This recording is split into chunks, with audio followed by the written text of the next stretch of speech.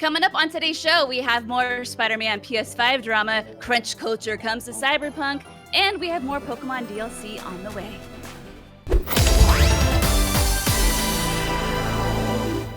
What's good, everyone, and welcome to another episode of the What's Good Games podcast, your source for video game news, commentary, analysis, and funny stuff every Friday. I am Brittany Brombacher, alongside Andrea Renee. Hey, Britt. Hi, and Christine Steimer. Hi. Hi. This is weird, but we're rolling with it. It's fun. weird, but I like it's it, okay, though. weird. You know, It's okay. Yeah. You're so good at it, though, Britt. Oh, Andrea, thank you. I greatly appreciate the compliment. You know, we're keeping things a little new and fresh here on What's Good Games. We're keeping it fresh and lively because we are on episode 195. Whoo, child. Whew. That's a lot of episodes. It is a lot of It episodes. is a lot of episodes. We got to start thinking about what we're going to do for episode 200. Mm-hmm. We have some We're plans, probably gonna everybody. have one. We're gonna have one of those. That's what we're gonna do. It's true. Yeah. It will occur.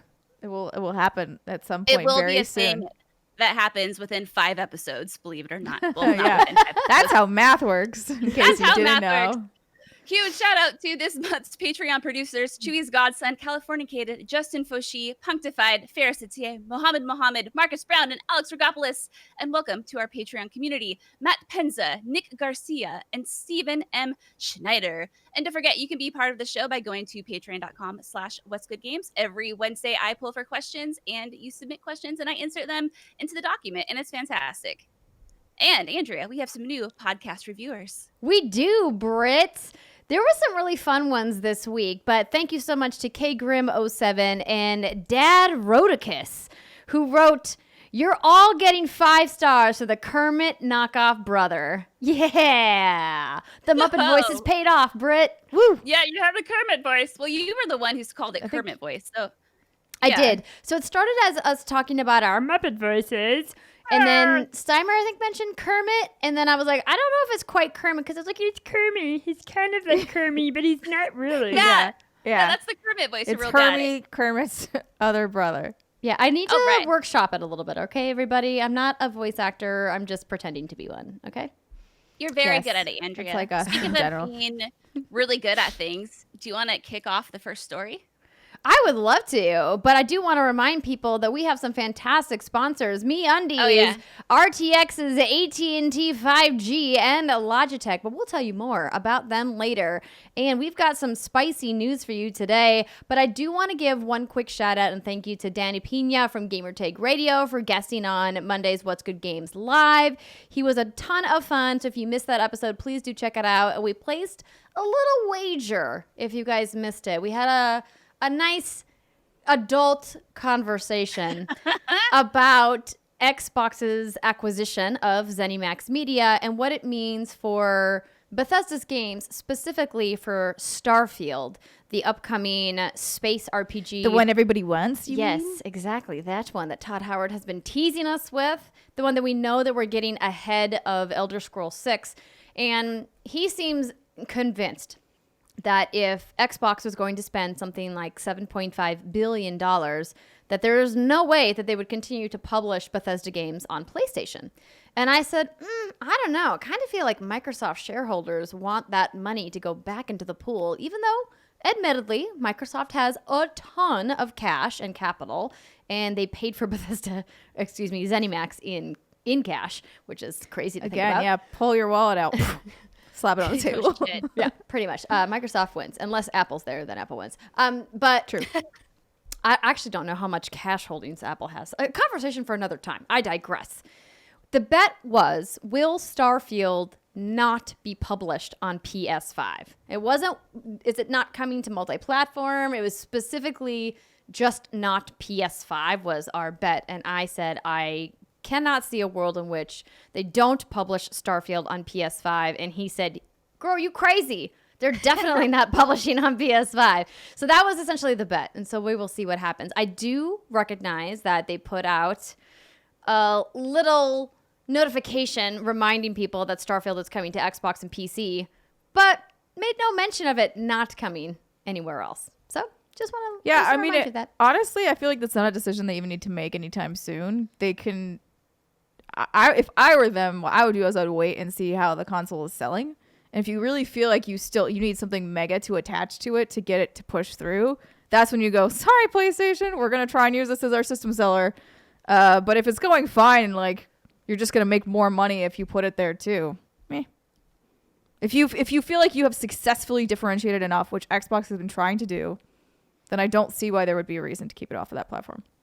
Yeah, I think the one thing that we really didn't talk about with Danny on Monday, Brittany, was the idea that Bethesda's games specifically are actually not great Game Pass candidates in the sense that if you buy them once for $60, then you have it and you can play a game like Elder Scrolls V Skyrim for 2 or 3 years. But if you have it on Game Pass and you don't buy it outright, you have to keep paying for Game Pass months and months and months at a time. And then now, how many extra dollars have you paid for a Bethesda game specifically? Obviously, there's a lot of other value in Game Pass. There's no denying of that. Mm-hmm. But if we're looking at using Bethesda's titles as an instigator for people getting into Game Pass that weren't going to otherwise, I think that that's part of the conversation that also is worth contemplating. That's all. That is an interesting thought that I had not thought about. I mean, how long does it take someone to finish an Elder Scrolls game? There is no finishing. Do you ever finish an Elder Scrolls game? You literally can't finish Skyrim. Like there's quests that just continue to auto-generate. They just break and then you can't complete them, which is what happened to me, and therefore can't beat the game. Yeah, no, but like you said, there are a lot of other benefits that you get. So not only do you get Elder Scrolls, I mean, unless someone's buying it specifically for that game, yes, then okay, the argument's valid. But I mean, in general, I don't think you should get Game Pass for one specific game. I think it's looking at I get multiple games. Neat. Yeah. I can jump in and out. Or unless it's a game that you can complete in 30 days and then you pay for 1 month and then you dip out. And then you actually get a pretty good deal. But that's generally not... That's generally not how subscriptions in general work. They really get you by the ass there. They're like, we have your credit card now, bitch. And we know that you're going to forget to cancel this shit until we charge you. And then you'll remember, but we've already got your money. And then you'll be like, next month. And then the cycle will continue. No, it's absolutely terrible. I can't tell you how many times I've saw that I got charged for something for $4.99. And I'm like, it's not worth the effort. And then they charge me again. Yeah. And they charge me again. And then before I know it, I'm like $35 into this bitch. I'm like, fuck, just because I'm so lazy. Yes, this is what they count on. They're like, if you sign up for Game Pass or whatever, we are hoping it is such a negligent amount of your budget that you just keep it going forever. Yeah.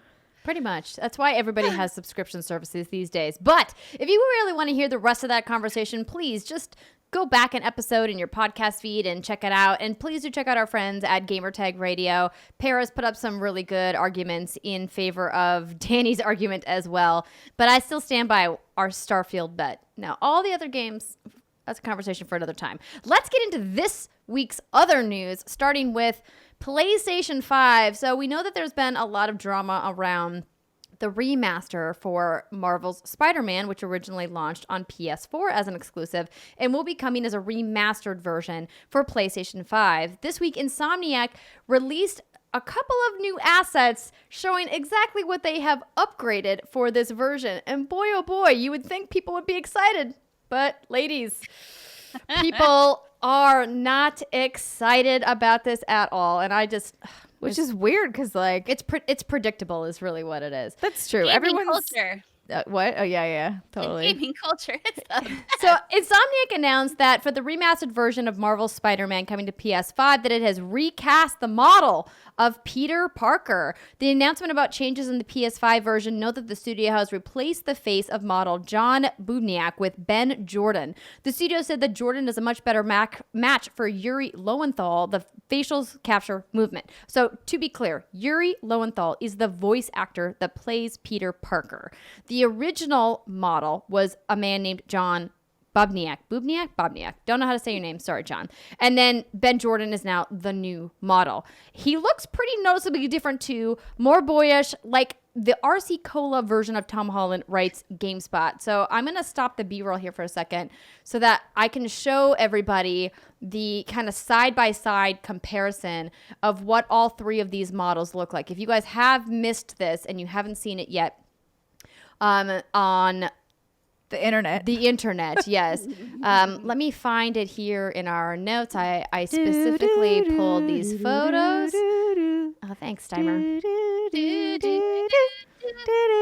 Okay, so I have up on screen here the 3. So we've got on the top is the original Peter Parker. Yeah. On the bottom is the new Peter Parker, a completely different person, right? Like He's got a cleft chin now. Yeah. Is that what you call it? yes, he does. Oh. He does have a little bit of a cleft chin. The ears are different. The jawline's different. I mean, the cheekbones, the nose, literally the everything's mouth, different. It's a his different. whole They're different face. people. The eyebrows are somewhat similar, just better. And I that's mean, yes, Foshee. the hair is actually quite better. Yes, I will say. Yes. They did a much better job. And I pulled a photo of the real Tom Holland, the actor, of course, who plays Spider-Man in the MCU's newest iteration of Spider-Man. You know him from, Avengers and obviously all of the Spider-Man movies. And he, of course, is famously cast in the upcoming Uncharted film that is yet to be released, which he said is going quite well, which is exciting to hear. But I think the reason why I wanted to pull this up is because it's very clear that this new model looks a lot more like Tom Holland than old model did. This is the actual model. Okay, so the actual model looks strikingly like Tom Holland. Yes. I think they just happened to find, also, really handsome dude. He is very handsome. Yes. I was like, I'm going to Google this guy. Oh, hello, sailor. You're probably 12, which is unfortunate for me. But, but yeah, no, he definitely looks like some of these pictures, he looks like a cross between Tom Holland and Andrew Garfield. Oh, yeah. If Andrew interesting. Garfield had like lighter colored hair and Yeah. a different nose. Yeah. But yeah, and wait, is that really him? If this is him, it looks like Tom Holland in this photo for sure. No, the face is a little different. The hair, I think, is what's throwing me The off. hair definitely looks similar. So, as you can imagine, everybody, people on the internet are upset. Shocking. I know. According to GameSpot, the change has led to some complaints from fans of the original Peter, leading Lowenthal, the voice actor again, to issue a tweet blaming the stupid bones in his face. Apparently, the bones in his face made motion capture and animation difficult in a way that I guess only animators would understand. Continuing on the story, other changes made for the remaster include a graphics overhaul with improved models and materials, ray trace reflections, ambient shadows, true reflections of the buildings and windows. The characters themselves have been modeled with higher fidelity skin, eye, and Teeth shaders. teeth. Ooh, Because those teeth shaders, everybody, it's very important. I mean, it would make sense if you wanted to get them correct in like lighting or whatever sort of situation. You don't want the teeth to look weird. Yes. You don't want No, the teeth yeah. look I mean, weird. you don't want that uncanny valley. Because teeth are the thing that really honestly can make oh. or break an uncanny valley moment. I've noticed that in a lot of the Legit. supermassive games actually, is when they're doing something with their mouth and then their teeth just look. It looks like they go on forever. I don't There's like. just so many and they're so so prominent. It's like Why do all you of the teeth are not the same size. Right. It's weird. there's Because so like, much. yeah, when you look at other people, yes, you kind of notice the teeth, but it's not like, wow, like smacked out in your face. Hello, look at my mouth. It's like, remember when they were talking like this? They're like, yeah. "Hey, everybody." Or those like the loading screens. The loading Right. screens would just, it would be as if you were at the dentist with those things that they pull your mouth apart with. Oh, yeah. Yeah. And you look a Yeah, mess. like that, Yes, exactly. like that, exactly. That's it. And it's horrifying. Wow. Oh, that'll haunt my dreams tonight. I love Timer. Oh no. Please put the tongue Okay, away. that's weird. That's really weird. Okay, so Now that she has slobbered all over her hands. So at patreon.com/whatsgoodgames, Mr. Yasman300 writes in and says, so do you ladies buy that phase change is Insomniac's decision or is it Marvel Sony's decision? I'm okay with them changing if Insomniac said they felt like they needed it, but I do find it weird that they made him look like Tom Holland. This makes me think this might have been Marvel and Sony's decision, but I can be wrong. So here's the thing, Mr. Yasman. If Sony wanted him to look like Tom Holland, they would just pay for Tom Holland's likeness rights. And honestly, it would be a smart move. It might not be a financially smart move because I don't know what Tom Holland is charging these days, but thankfully Tom Holland is still a relatively new star. And so he probably isn't as expensive as, say, getting someone like Robert Downey Jr. or Scarlett Johansson in the Avengers game as getting Tom Holland in the Spider-Man game. Now, my point would be that if Sony really wanted Tom Holland, him as him in there. They're already working on an Uncharted movie with him. So it would be theoretically somewhat easy to like try and negotiate some part of like something in with a contract there. So like, yeah, I think maybe they picked knockoff Tom Holland because it was cheaper. I don't know. Maybe they didn't have the budget quite for Tom Holland yet. Terrible. But this guy definitely looks enough like Tom Holland to get that flavor, that essence. It's like drinking a La Croix of Tom Holland. Tom Holland. So I polled our Patreon, not our Patreon, that's a lie. It's our Twitter community. And I asked, how do you feel about Peter Parker's new look in the PS5 remaster of Spider-Man? And 46% of people said, I dig it. 44% of people said, I don't like it, but whatever. And then 9.6% said, I am angry, change it back.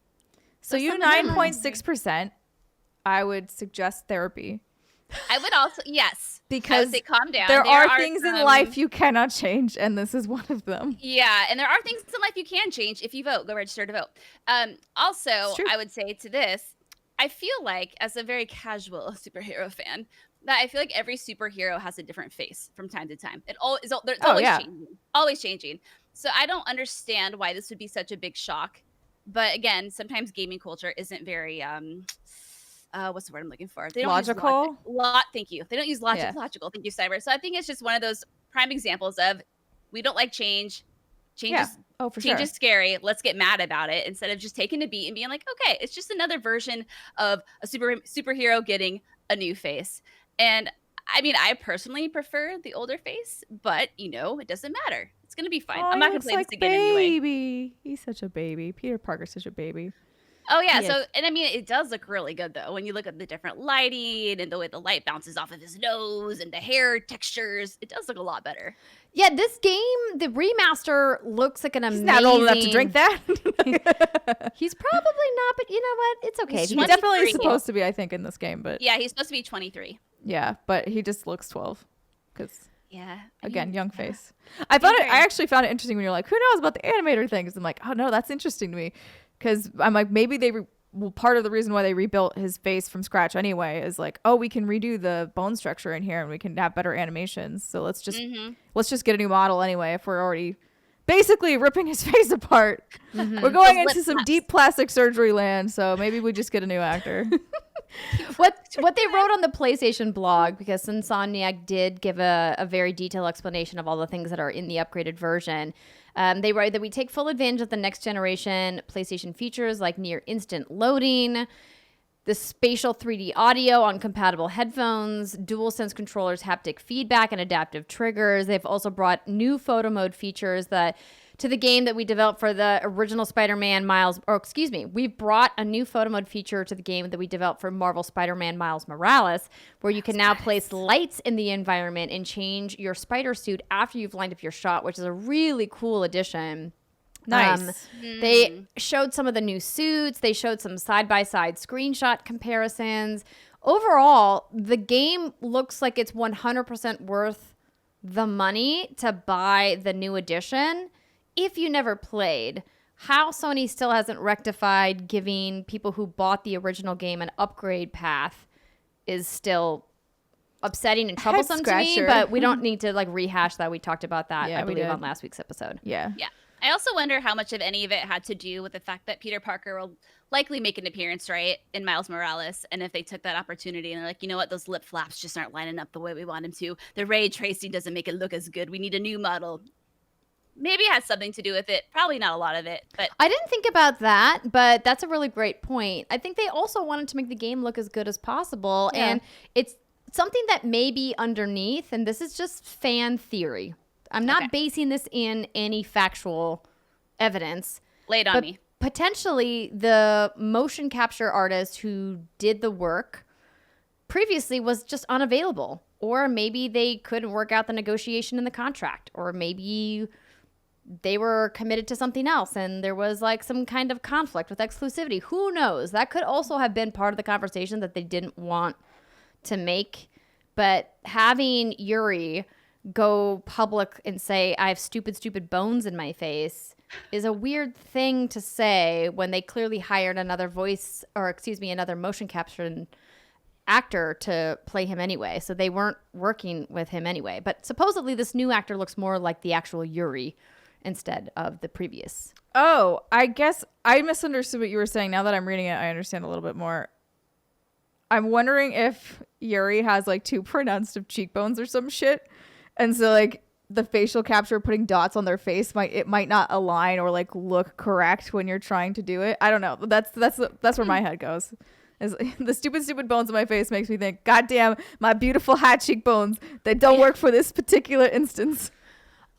And to that I say that's nice of him to fall on that sword, but Insomniac should have figured that out beforehand. Like, Marvel has the budget, and Spider-Man is now the most successful PlayStation exclusive of all time. And don't make your voice actor jump in front of the bus. Like, Insomniac needs to take full responsibility here, and Marvel also needs to take responsibility. It's not Yuri's fault. But I think he's just being silly. He's being gracious. He's being incredibly gracious, trying to pull heat off of the development team. Yes. And that's very kind of him, but they shouldn't make him do that. That he should never have had to do that. Anywho, here's the thing. There are way bigger things to be mad about, ladies and gentlemen, than this. Let's agree that the new model looks great. Good job, new model. You did it. You look awesome. I actually don't even video know what the games. next story is, but Yes, let's move on from the amazing cheekbones of Tom Holland, should we, to a relatively upsetting story. Well, shit. Brittany, you get to read this one. Congrats. Oh my God. you won. The It's honor you, of Charlie. It's you. Oh my God, I'm so excited. Okay. Cyberpunk 2077 studio head responds to mandatory crunch, reports via IGN. So CD Projekt Red head of studio. Sorry, I just keep thinking of Andrea when I say that. Adam Badowski has responded to a Bloomberg report about mandatory crunch at the studio, saying the move was, quote, one of the hardest decisions I've had to make, but noting that Cyberpunk 2077's developers will be, quote, well compensated for every extra hour they put in. So this follows a report, this came out earlier this week, which contained an email from Badowski sent to CD Projekt Red staff. The reported email says that the studio will be enacting mandatory 6-day work weeks in the run-up to Cyberpunk 2077's November release after, quote, extending all other possible means of navigating the situation. CD Projekt Red had previously promised its employees that they wouldn't be forced to crunch on the game in an interview with Kotaku in 2019. So here's the full statement. These past 6 weeks are our final sprint on a project we've all spent much of our lives on, something we care for deeply. The majority of the team understands that push, especially in the light of the fact that we've just sent the game to cert and every day brings us visibly closer to shipping a game we want to be proud of. This is one of the hardest decisions I've had to make, but everyone is well compensated for the extra hour they put in. And like in recent years, 10% of the annual profit our company generates in 2020 will be split directly among the team. Cool. Wait, where are you pointing at? I just got excited about the gold shiny pants in this trailer. That she was playing gameplay footage up while you were talking, and one of the side characters has really, really shiny gold joggers on. Let me see if I can. And I was just excited about the now I have to see them. the reflective nature of said pants.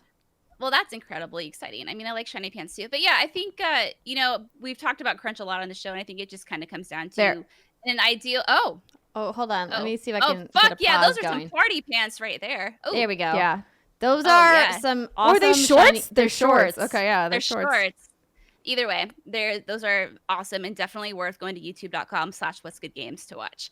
But yeah, I think it's kind of the same thing as in an ideal perfect world, crunch culture and the need to crunch wouldn't exist.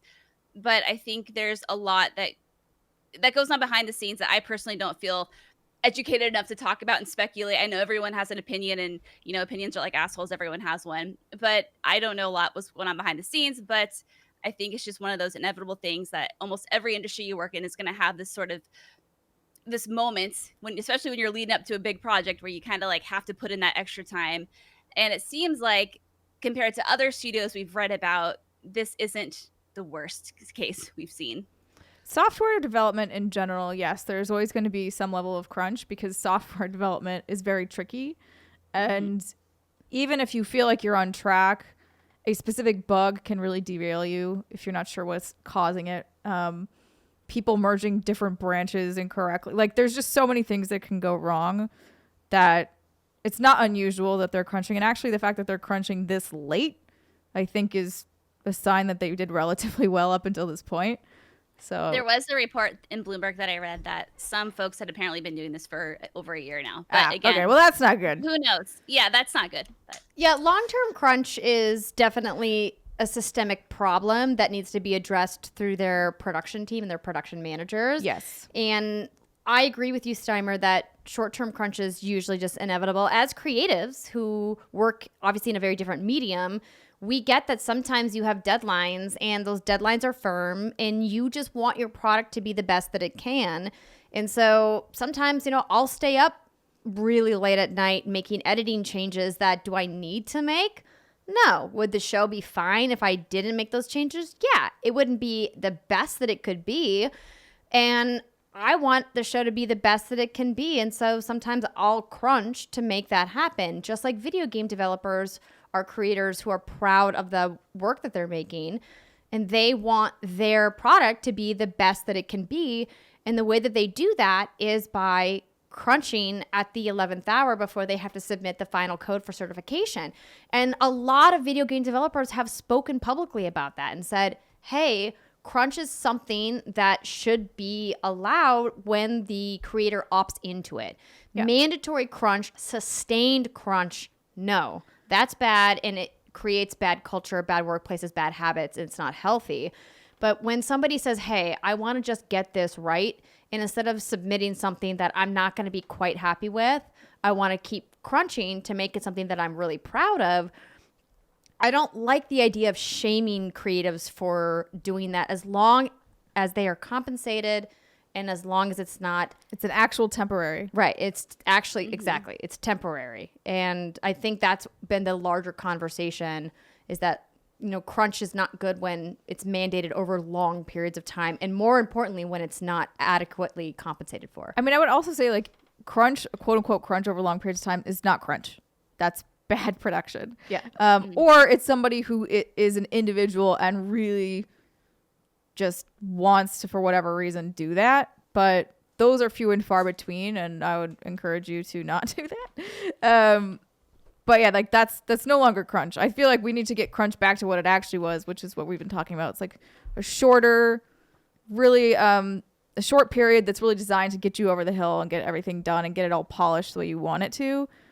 But anything longer than that is just like your timelines are fucked up, your production team kind of fucked up, like things are not going well for you on that team, and you should probably just take a break and come back to it. Circle back later. Yeah, exactly. But I hope that they all are taking care of themselves and being as healthy as they can be. And yes. I know that we're all very much excited for Cyberpunk 2077. So Let's keep our fingers crossed that CD Projekt Red keeps taking care of their team. All right, next story. Google Stadia finally gets crowd choice. You may be asking, what is crowd choice? Steimer, that's a great question. Let me answer that for you. Thanks. With some words from our friends at Eurogamer. Ooh. Crowd choice is a kind of choose-your-own-adventure system for those watching streamers play Stadia games on YouTube. And it goes live alongside the release of Dead by Daylight on the 1st of October. So by the time you're listening to the podcast, this is live. It's also going to be available with Baldur's Gate 3 when Larian's hotly anticipated role-playing game launches on Google's streaming service on the 6th of October. And here's how it's going to work. When a YouTuber enables crowd choice, the Stadia audience can vote. The streamer gets the results in the percentages and can choose to follow the players or go their own way. In Dead by Daylight, viewers can decide whether the YouTuber is the killer or the survivor, followed by which character they become. For Baldur's Gate 3, all narrative choices can be used by streamers to poll their viewers to decide what happens next. Crowd choice arrives 10 months after Stadia launch alongside 6 more Stadia Pro games: Dead by Daylight, Human Fall Flat, Super Hot, Mind Control Delete, Lara Croft, Temple of Osiris, Celeste, and Jotun. There are now 29 games in total in the Stadia Pro library. And patreon.com/whatsgoodgames member Jake Mussered writes and says, with all the chatter circulating at the moment between xCloud and Amazon Luna, do you think it's too late for a Stadia comeback? So before we answer that question, Jake, Brittany, I know that you're super excited about Baldur's Gate 3. Are you considering at all playing it on Stadia because of crowd choice? No, absolutely not. I mean, I knew the answer to that before I asked it, but, I'm asking for posterity. No, because here's the reason is when I play a narrative-driven game and I'm going to sink in 80 to 100 hours into a game like Baldur's Gate 3, I want that to be my personalized playthrough. I want this to be the experience where I make all the decisions. I play the game the way I want to play it. And I get, with certain games, and especially, I've seen Baldur's Gate 3. I've seen Sven play it live, the creator. And it is fun to kind of influence what he does. And it's that fun little interactivity and you feel like you're community and you're bonding, blah, blah, blah. But the truth is, if I don't want to kill a character and everyone votes for me to kill a character, then that kind of fucks my playthrough, right? I see the appeal. Oh. I see the appeal of it, but that was a soft burp from Andrea. I don't know if you could hear it. I was leaning back from the microphone before Steimer called me out. I legit thought you were slurping a straw through a cup or something. That's what it sounded like. I'm sorry, everybody. Anyway, I see the appeal of it, but this definitely not for a game like this. For a fun little chill game, sure, but not. Yeah, this is one that you need to make a new save file for if you're going to do that. Absolutely, yeah.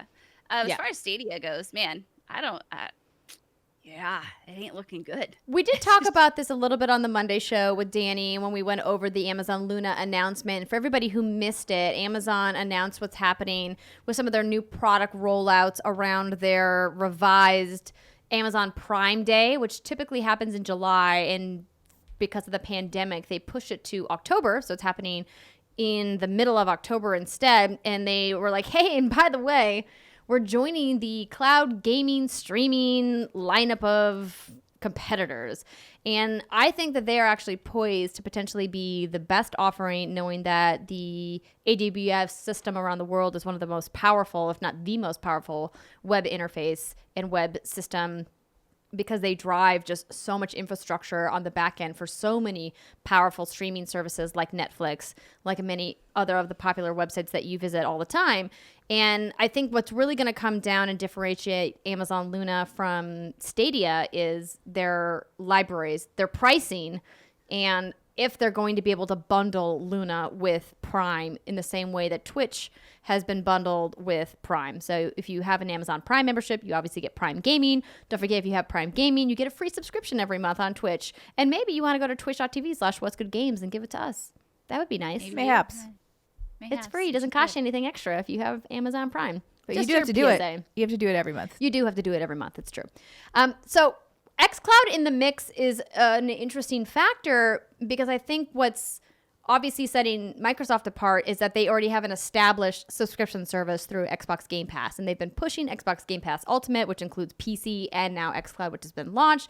And with their recent acquisition and some of their exclusives, it could mean a really great value for gamers. But the real difference here is that Luna is on iOS devices and nobody else is.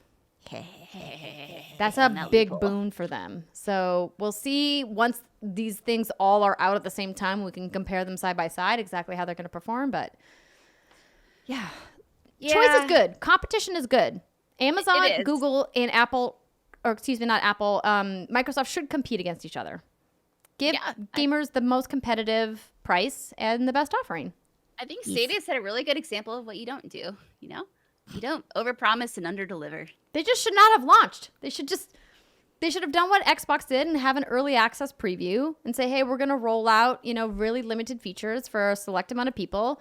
And we're not going to make a big thing about launching. We're not going to charge people money. We're just going to do a test.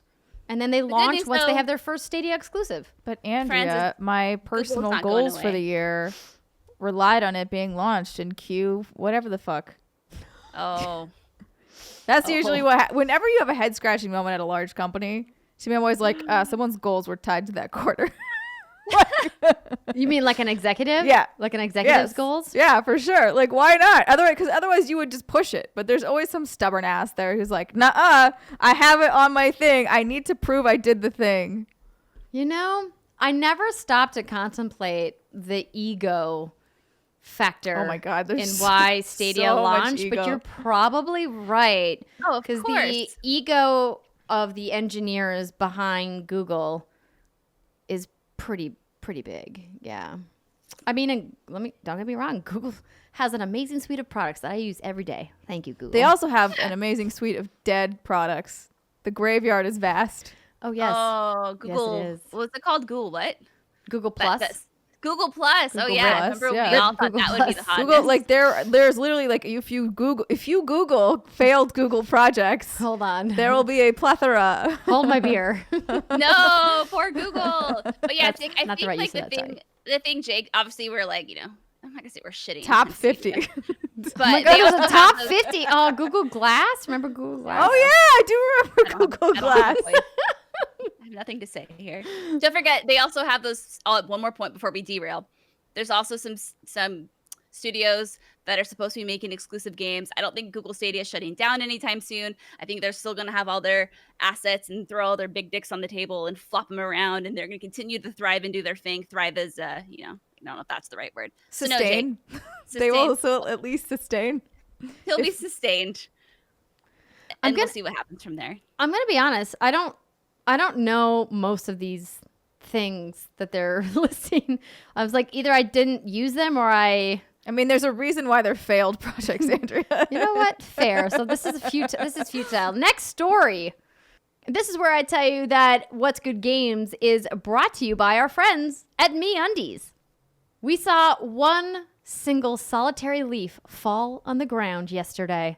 Actually, it was like a handful of leaves. So that means one thing, everybody. It's finally fall. It's time to get your boo tees ready for the spookiest time of year with the softest undies to grace your bottoms. Did you like what I did there, everybody? Yeah. That was Mass really good. appreciation. I'm really feeling it. Let's go. Keep going.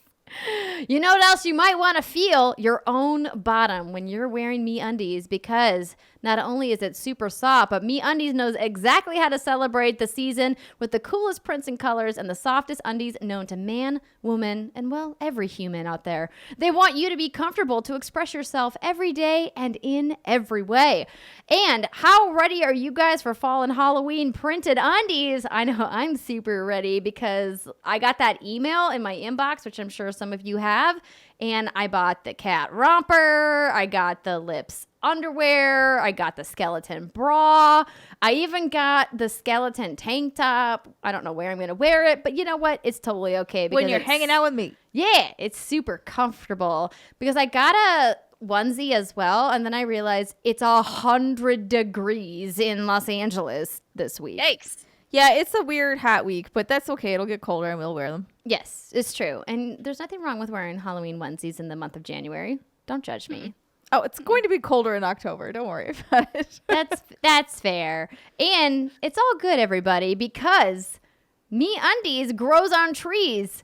Did I mention that they really do grow on trees because their irresistibly soft natural fibers are sourced from beechwood trees. And that means natural fibers. And it also means that their micromodal fabric is not only super soft, but it's breathable, light, and impossibly cozy. That is some serious comfort. MeUndies does help you feel truly comfortable from head to toe, outside to in, with different prints, colors, and styles. And you can even get a MeUndies membership so that you'll never run out of the softest undies around. And did I mention that membership scores you some site-wide savings and exclusive sales? You betcha it does. MeUndies has a great offer for What's Good Games listeners for any first-time purchasers.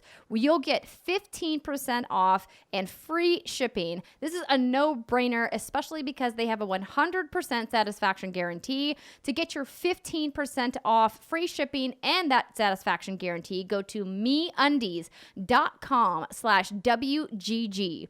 That's MeUndies.com/WGG, MEUNDIES.com/WGG. Speaking of spooky times. There you go. I'm super excited about Animal Crossing New Horizons fall update. And I even have the cute little trailer, even though the day that we're recording the podcast is the day it goes live. It technically is not live, and I'm very sad about it. Because It is live but not active. No, it goes active technically October 1st when you're listening to the podcast. Okay, so these are some of the costumes. So if you're watching at youtube.com/what'sgoodgames, you obviously see the Animal Crossing trailer. But Nintendo, of course, detailed what is all coming in the new free update, and it has a bunch of new items and features. Plus, on Halloween, October 31st, a character known as Jack the Halloween Czar will arrive in-game, and players can earn spooky in-game rewards by gifting them lollipops and candy. I know, right? How cute is this? Oh my god, I love. Oh my god, I Come love back, this. Brittany, come back. Festivities will be held in the plaza with Halloween decorations and pranks, and players can gift their fellow islanders candy to avoid potential pranks, which I think is super fun. I was really hoping they were going to do something for Halloween with trick-or-treating, and they did not disappoint. Beyond the Halloween festivities, the autumn update also includes Dreaming Favorite List, so players can pin down their favorite islands when they visit them or head for a snooze. And the Nook Link service within the Nintendo Switch app online will be updated so that players can perform in-game reactions from the comfort of their phone, which is weird but interesting, I guess. This is so freaking cute. And I love that you can grow pumpkins. And I I love that you know. can buy like mummy outfits. And I love that you can put on like face paint and contacts. So I could finally be the zombie I've always wanted Yeah, you to can. be. You can be a true zombie. I can. I don't know of a more compelling reason, but to be a zombie. And I can finally build my Raccoon City island. Yes, you can. And they tease that there's going to be another update in November, and they had some Thanksgiving items, which I thought was fun. Gobble gobble.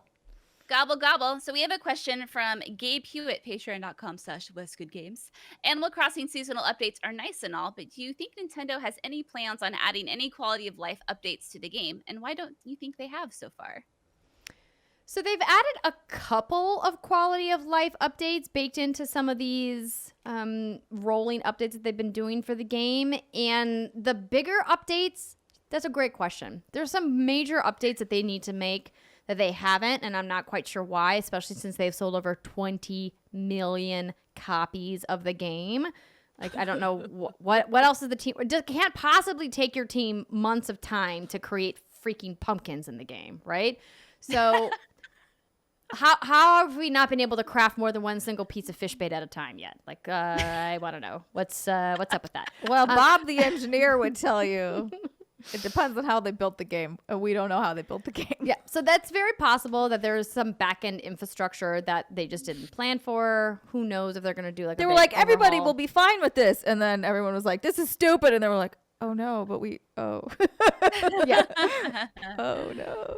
I agree with you, Gabe, that I would like to see some more quality of life things updated, and I don't know when they're going to happen, but Yeah, quality of life things would be nice, but I do like anything like that will take much longer, because then to think they've also added a bunch more content, which means they need to QA all of that content.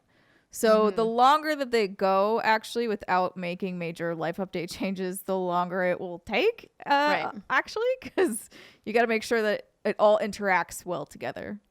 right. Gotta make sure those functions work with those pumpkins. This is Yeah, really man. cute, though. This is just It a looks cute little adorable. feel-good- It does. I It love gets this me time of year. excited for, I mean, tomorrow is October 1st, and I'm just excited that we're getting into fall, even though we can't really like do anything. Yeah. Yeah. It's But just the there's a lot idea. of drive-through Halloween options that I've seen start popping Oh, up yeah? around Los What? Angeles. So. Like Christmas neighborhoods, but Halloween neighborhoods. Exactly. Nice. What? That's cool. That'd be cute. So, Brittany, if you want to, drive down to California from Do Washington, some Halloween decorations. Let's go. Just to I will look at make it Halloween worth your streets. while. I will buy you all of the peanut butter whiskey. Wait, That what? shit's real good. It's very Peanut good. butter whiskey. It's very Never good. heard of this before. Oh my gosh, you Good can ball. try it after we're done recording. Okay. You actually might Even like you it. would like Yeah. it. Yeah. All right. I just say that because I know, No, I know, that yeah. Steimer's not a big whiskey fan. It's just a lot. It's the last time I alcohol made level her is drink so whiskey high. did not end well for Steimer. It's not only that, I just don't get a lot of flavor out of it because it's like gasoline on your tongue. You're not Yeah, you're wrong. not wrong. Not that I've had gasoline, but Sometimes it is like gasoline on your tongue. But we're excited for that, and you can definitely anticipate me playing that in a stream sometime in the not too distant future. But Brittany, we also got an announcement about some new Pokemon DLC. We did. All right. So Pokemon Sword and Shield. That was fucked up. Pokemon Sword and Shield Crown Tundra DLC is coming October 22nd. This comes from IGN. So the Crown Tundra is a snowy new open area being added to the world of Sword and Shield, adding new characters, Pokemon, and quests. You'll be able to explore Pokemon dens and meet every legendary Pokemon in the series so far, as well as as well as a brand new mythical Pokemon and new forms of the original legendary birds. Andrea, would you like to read those? The original legendary birds? Yeah, the I just wanted Pokemon, Andrea the to read. Pokemon names. Yeah, Here. I highlighted. Yes, so they are Articuno, Zapdos, and Moltres. Fucking nailed it. Yeah. Good job, girl. Yes, Yeah. I'm getting better, everybody. Dynamax Adventures will let you join 3 other trainers to explore caves and take on battles against Dynamax Pokemon. The brief clips we've seen point to choices of route that take you past different Pokemon types. The Galarian Star Tournament will also be added to the game, an endgame event allowing you to battle alongside and against trainers from throughout Sword and Shield. The tournament should offer new stories and character elements that weren't available in the main game. And to celebrate the Crown Tundra announcement, you'll also be able to catch 8 versions of Ash's Pikachu wearing a variety of different caps, each unlocked by mystery gift passwords that are entered in-game. Passwords will be available in various places, but the first for Pikachu wearing Ash Ketchum's original cap is Pikachu Gets, spelt with a 1. Pikachu Gets. Leet speak. Leet speak, yeah. Ah, yes. It kind of Yeah. looks like Phuket, that island in Thailand, but it's Pikachu get. Mm-hmm. Pikachu get. Yeah, so I mean, this is cool. The last expansion we had was Isle of Armor, and I thought it was fun. So just as a reminder, these expansions passes are $30. I think you can buy them separately. Maybe, maybe not. I don't remember. It doesn't matter. And I thought the last one was worth it. You had some fun new rivals, some old classic Pokemon to catch, some new Pokemon to catch, and there's a little story to follow and give you a new area. And this more or less looks to be about the same, except for they are offering these Dynamax adventures, which appear to be, they're being described as like basically explore caves with your friends, which are Pokemon dens with up to 3 other trainers. But when you look at some of the screenshots and footage from it, it essentially just looks like it's a top-down view of a cave, and you can decide if you, as a team, if you want to go left or right, and then you just kind of like fight Pokemon along the way, like big Dynamax battles. There's actually no actual dungeon crawling per se. It's just mostly fight, choose if you want to go left or right. I want to go right. Okay, fight another Pokemon, then choose if you want to go left or right again, and so on and so forth. Which is like, it's fine. I mean, what do we expect, ladies and gentlemen? An actual cooperative dungeon crawling experience from a Pokemon game? Definitely Yay. not. Never. Definitely not. Not Definitely not. now, no. Yeah. So those appear to be the Dynamax adventures. And the other thing they're talking about is this Galarian Star Tournament, which is, like I said, you get to pair up with the Pokemon Masters and fight other Pokemon Masters. And I think with these, you can actually work with a friend too, which is a cool thing. Right on. But it's interesting because this is the final DLC we know about when it comes to Pokemon Sword and Shield. So you got to wonder, are they just going to let it sit and add little quality of life updates as the game continues? Maybe add more Dynamax Pokemon to battle and catch in the Pokemon dens? Who knows? I think it's still going to be a hot minute before we get any new Pokemon games. However, I'm hoping we get our fucking Pokemon Snap sooner rather than later. I want that game so bad. Stemmer, are you a They fan of didn't give Pokemon a Snap? release window for that at all, right? No. Don't think so, right? I don't think they did. 20 next Did year? they I don't even know if say they a did this year? or next I don't year. remember if they said a year. I don't remember. The announcement was like 6 a.m. I don't remember anything that happens that early. Yeah, also my brain, it's like a sieve. Things just Yeah. fall through it. Yeah, I mean, if In you case you look, don't know what a sieve is. Yeah. It's a thing with holes in it. It's got a lot of holes. It's made for Has a lot of filtering holes. shit. yeah, the GameStop like a colander. Placeholder But is more finely 12/31, melted. 2020. So no, we don't know yet. The other thing Pokemon announced, which is kind of interesting too, is Pokemon Home. So if you're not familiar with what this is, essentially it's their Can online I turn my store. house into Pokemon? I'm just kidding. I Sorry. mean, Go ahead.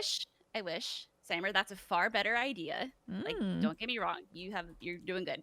But yeah, it's essentially their cloud storage service where you can take your Pokemon from Pokemon Go, transfer it to Pokemon Home, and take those Pokemon and put it into Pokemon Sword and Shield, and then they're kind of like stuck there. You can't ever put them back to Pokemon Go. And if you do this, so it's a Nintendo- one-way home. It's a one-way home. It's not like an open door home. It's like you come in one door, you gotta go out the other So door. it's like a prison, is what It's you're just, saying. it's Pokemon graduation So it's service. very on brand for Pokemon. You can only go up in Pokemon. You cannot go back. There's a lot of prison themes with Pokemon. It's very sad. Between the Pokeballs and this, it makes me kind of angry. But Nintendo promises coming out before the end of the year, and if you do use this service, you will get a free mystery box with a free Pokemon in Pokemon Go and in Pokemon Sword and Shield. But the interesting thing is that the Pokemon company has, I'm pretty sure I can say, like, confirmed that in order to speed up the times between transfers of Pokemon, you have to pay with Pokecoins, which is a currency that you can earn in Pokemon Go, or you can pay for it with real money. So it sounds like it's going to be a free app, or maybe there's going to be a paid version. Sorry, I don't remember. Pokemon Home is like totally not my thing. But essentially, if you want to shorten the cooldown period between transfers, Pokemon you Locker. have to pay money. Yeah, but with money. It's like an Amazon locker. Just put Which the is like- package in there, and then you can take it out later. Yeah, it's a I weird never choice. thought about it that way. That's wow, yeah. It's a weird choice. I don't know why they would do it that way, but you know what? I guess make a buck where you can. They needed to But make it sound more pleasant than it is.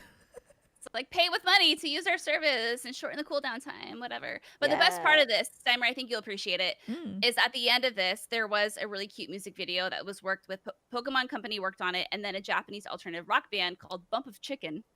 Yes. Yes, Already and into then it. we have to watch it, and it's a really, really cute Pokemon music video. Hold on. Now I need to find it. But we're not going to be able to play the music. No, it's going to be if we're going to not play the music.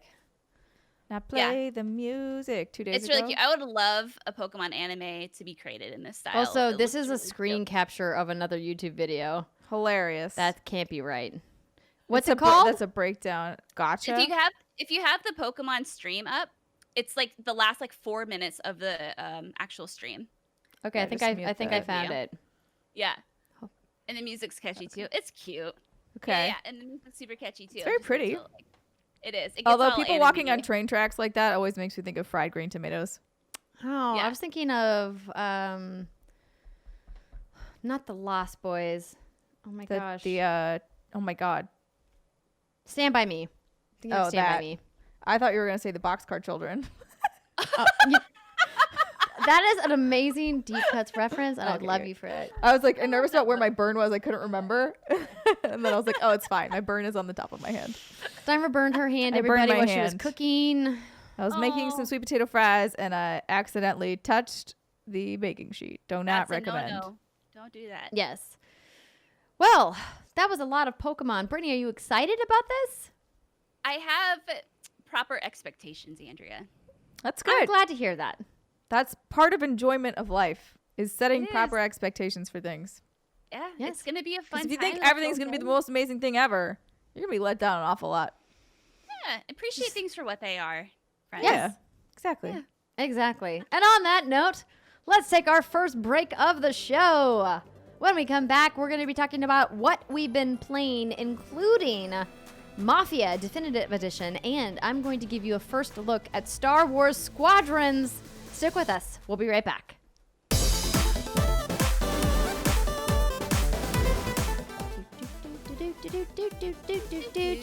Hey everybody, it's time for some announcements.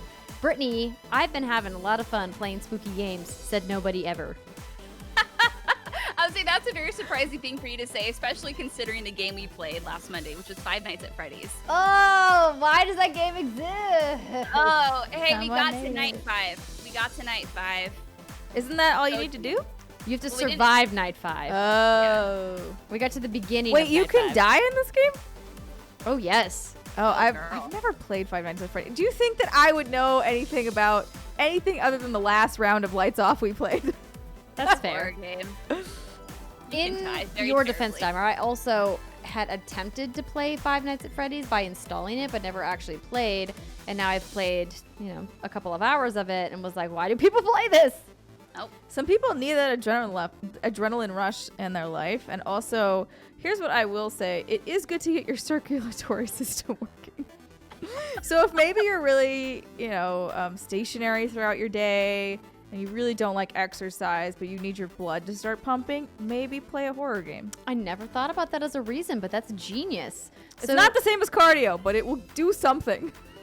It'll make you feel something. If you want to feel something, please join us Mondays You at wanna 6 p.m. feel Pacific at warm- twitch.tv/what's-good-games. Gooey of you shitting your pants. Yes. play Asterisk horror. not recommended by the FDA. Or what is it like not Not Yeah. approved. Not What's the word? It's not approved. It's like they looked over not it. a proven cure by the FDA, whatever, some shit. You know what we mean. It's Yeah. not FDA We're not approved, medical experts, everybody. but it'll get your blood moving. for And by jokes. George, we couldn't all use a little of that these days. I don't know what. Exactly. More importantly, we're doing it while also raising money for our friends at Able Gamers. They are a fantastic charity that helps gamers with disabilities get access to the equipment that they need to game, and it's incredibly expensive for a lot of the specialty equipment that gamers with disabilities need, and our friends at Able Gamers are doing wonderful work to try to help people get the customized gear, but they need more help, and our friend Steve Spawn has a goal for his 40th birthday to raise $1 million for Able Gamers, and we're doing our small part. We have a modest goal of $5,000, and we are over halfway to that goal now, so thank you to everybody who has donated so far. If you want to learn more about how to donate, you can head to our Twitch channel and just smash that donate command in the chat, and all of the details and the links will be there for you. And hit the follow button while you're there. And I also want to remind you that we announced we are finally going to be publishing on the Friends of Rooster Teeth channel at roosterteeth.com.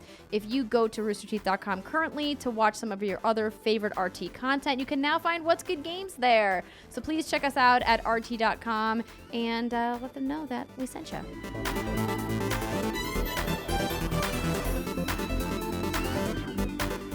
Welcome back, everybody. It is the second segment of the What's Good Games podcast, and this is where we talk about what we've been playing.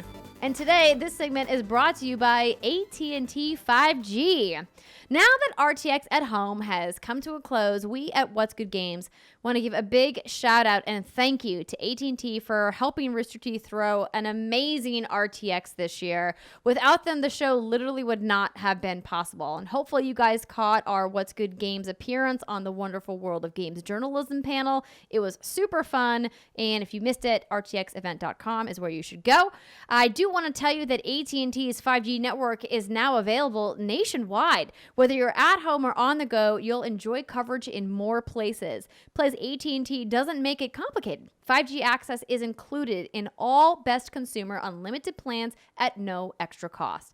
If you want more information on AT&T 5G, visit att.com/5G. I was laughing really hard because in your one shot, I noticed that Mario was in the corner just staring at you. What's up with fucking Mario being a creeper? So I'm holding, for everybody watching at youtube.com/whatsgoodgames, I found these go-karts, these little mini RC cars that are from Carrera. Is that the name of the company? Not sure about the company name, but you Starts got with them. a C. So they are the little remote-controlled carts that look like the Mario Kart cars that are very similar to what's going to be launching with Mario Kart Live Circuit, which you may have seen in the Mario Kart 35th anniversary Nintendo Direct that happened that I'm very excited about.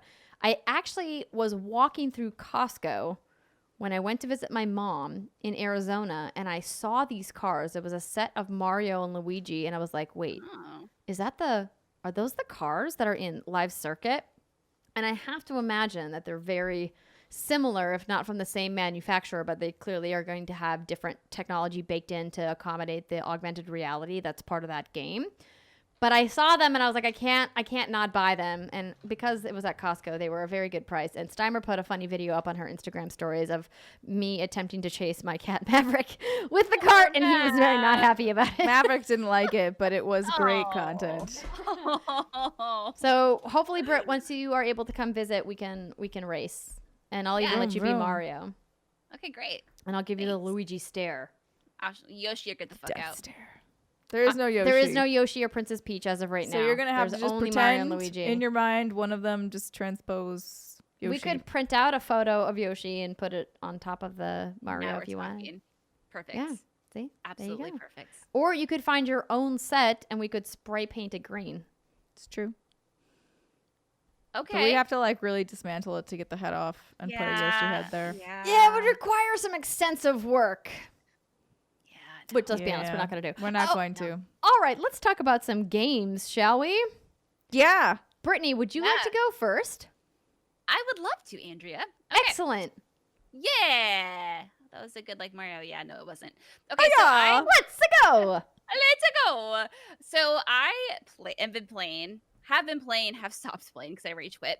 Mafia Definitive Edition. So this is a remake of the 2002 Mafia game. It is developed by Hanger, published by 2K, and it was out the September 25th. Yeah, I think that's right.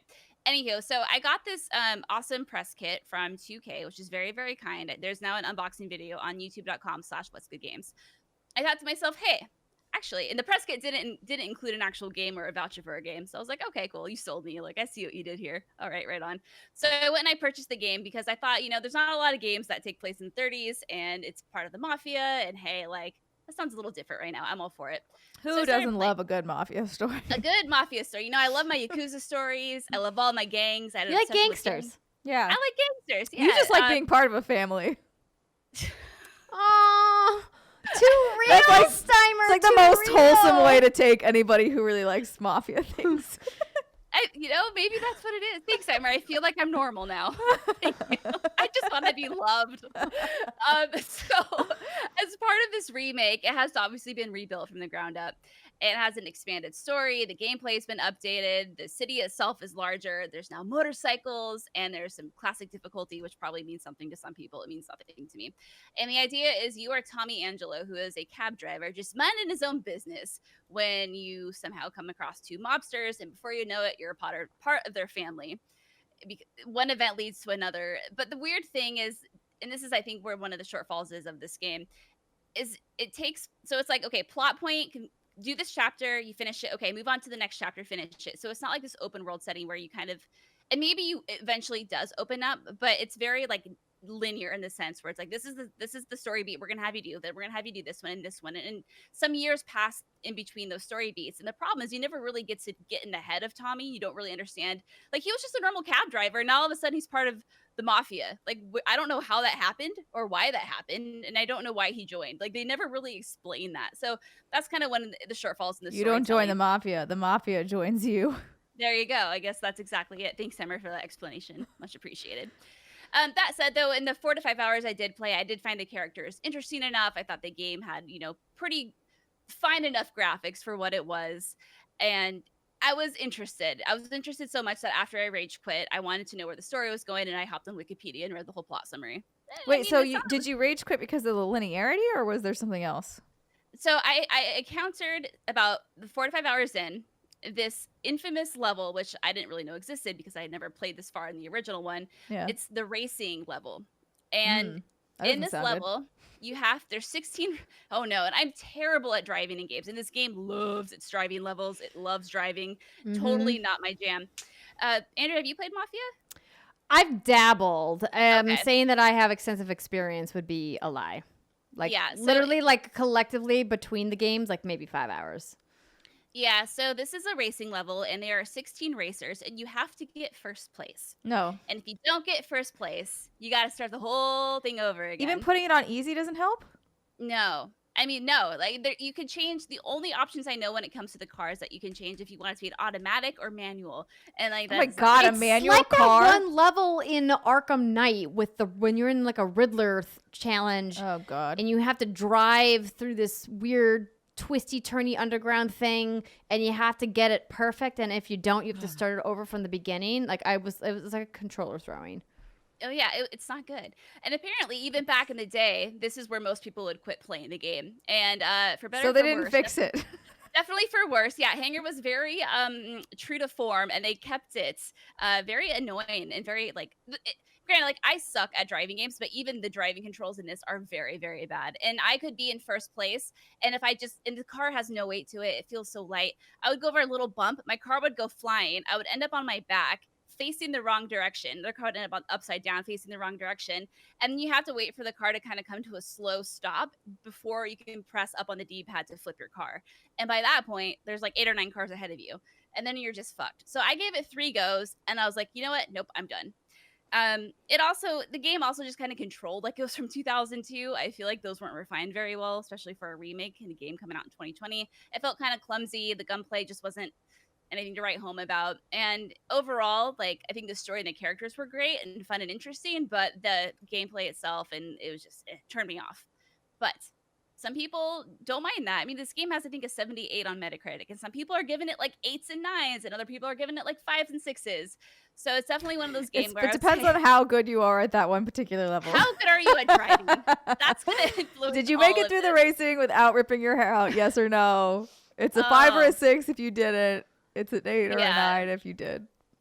So we have a question from page friend official Prime 6, and he asks, or she asks, does Mafia 1 work for someone who has never played the original and has no nostalgia? For me, clearly it did not. But I have read reviews and I have seen people talk about the fact this is their first real dive into Mafia because it is a remake. They really enjoyed it. So I would say just watch some videos, and like Steimer said, how good are you at driving? Yeah, because it sounds like for the most part you were really into it and you were interested. Obviously a little bit dated in terms of the structure, but without that one level, it sounds like you probably would have finished it. Maybe. It was good enough to hold my attention for like 4 to 5 hours, and if I hadn't rage quit, I probably would have played for a few more. I don't really know. It's only like an 19 hour game. That's kind of It's only about 20 hours of my life. Let me think about that. Yeah, so I honestly couldn't tell you how long it would hold my interest. I did, like I said, like story cool, got my attention, but it just But nothing some good old Cliff Notes can't just catch you up on. 100%. No, you totally got it. I mean, the story itself, I was reading, I'm like, oh, this is a roller coaster. Oh, this is good. But yeah, I just never. And it turns out, bloody blah, blah, blah, blah, blah. And you're like, oh. Pretty much. Well, you know. Well, based off the footage that we have been watching from a gameplay trailer that was released, it looks like they did a decent job with the remake as far as really upgrading the graphics and bringing them into current gen, which I think is important when you're talking about a remake versus a remaster, right? And I think that that is definitely going to entice players who maybe never got around to playing Mafia to play. It's a bummer that that one scene was a sticking point for clearly many gamers out there. You would think that 2K would recognize that, having looked at the feedback from the original game and given people a way to maybe cheese that or skip it or something. Like if you've tried X amount of times, like say you, like a few times you go through and you don't get it, be like, would you like to skip ahead? Yes. Yeah. Yes, I would. Great. Yeah. And maybe that would have been an option after 3 times, but yeah. But no, like you said, Andrea, the cutscenes themselves look really nice and pretty. The game itself, when you're outside of a cutscene, looks fine. I mean, it's nothing like to write home about, but yeah, I think they did a good job, and I think that's why it is getting the reviews it's getting, around like a good solid 7 and above. But other than that, like yeah, it just wasn't for me. But I know it's for a lot of other people, and I mean, just looking at it, right? I'm like, oh yeah, like but yeah, when you get the actual controller in your hand, it just didn't feel super great. But that's okay. That's okay. It's technically still an old game. Yeah. It's true. It's old. And there's lots of new games out there. Like the game that I'm talking about. Segway. Yeah. Sorry, that passive was a little clumsy. I was trying to go for I both liked it. baton tossed to. I'm into it. Well, thank you, Brittany, for checking it out, and thank you to 2K for sending those very wonderfully packaged, amazing collector's editions for the definitive edition of Mafia. I'm going to be doing a giveaway with mine because it's got some really cool whiskey glasses and a Zippo lighter and a bunch of stuff which you can find in Brittany's unboxing video, which you can check out at youtube.com/whatsgoodgames, and keep an eye on our social media for how we will be giving away my collector's edition. But now, on to Star Wars. I was trying to think about, do I want to do the Imperial March or do I want to try to do like the opening? But I don't, because I'm sure I'll just get a content ID flag. I mean, I wouldn't say we're not that good at it, but I remember the one time we badly sang, we did get a content flag, not a strike. We didn't get a strike. They just took our money. That's what happened. It's true. They were just like, we own that actually, so we're gonna take your ad revenue. There's a surprising amount of people who content ID our stuff that I'm like, but why though? Like how we featured some of the TGS content from Capcom, and they content ID'd Capcom did? Yeah, Capcom did. And I was like, why Capcom? Why you do that? Don't do that, They want Capcom. to own it for themselves. I know. Did they track it or monetize it? That's interesting. They monetized it. Ooh. which is why patreon.com/what'sgoodgames, everybody. But let's talk about Star Wars Squadrons. So y'all know that when we originally were talking about this game, none of us were really that excited. And I have to say, my playtime with the game so far has turned me around in a way that I was not anticipating. And I have really been enjoying my time so far. And as of the podcast recording, the game is technically not live yet. I did get to play in a coordinated multiplayer session with a bunch of other members of the media and other content creators. So I got to spend, some good hours playing in multiplayer in matchmaking, but it wasn't in a real matchmaking environment. So thus, please do take everything I'm saying with a grain of salt. Who knows what's going to happen with the multiplayer servers and structures once the game actually goes live. Spoiler, I know that's important. I'm sure it'll be slightly messy at first. Every multiplayer launch has its messes, right? But the thing I really want to impress upon people about my experience is that I was really concerned about a space flight combat game because I typically don't like space flight combat games because I get really nauseous when I don't have a horizon line. I really just don't like dogfighting games in general, but I was so impressed by everything that Motive put into this game that I really wanted to make sure to chat with you guys about that and do my due diligence. So just a little bit of background about the game for everybody who is like, oh, I heard that they were making a Star Wars game, but I don't really quite remember like what that Star Wars game is. So EA Motive Studio has been making this game and working on it.